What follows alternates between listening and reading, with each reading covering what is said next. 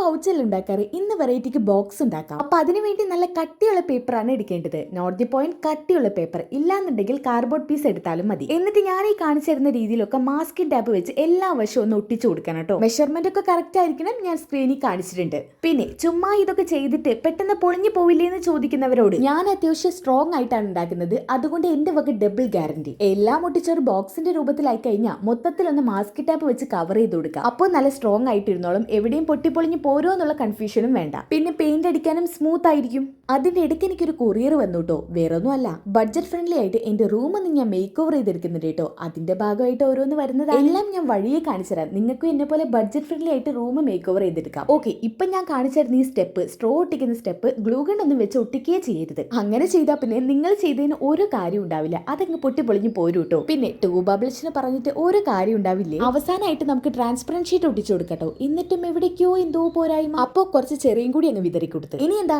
Double tape ഒട്ടിച്ചു കൊടുക്കുക. അതും കൂടി കഴിഞ്ഞാൽ നമ്മുടെ വർക്ക് ഫിനിഷ് ആയി. പിന്നെ ടോപ്പ് കമന്റർ ആവണ്ടേ, പെട്ടെന്നാവട്ടെ. അപ്പൊ എങ്ങനെയുണ്ട് കമന്റ് ഇട്ടോ.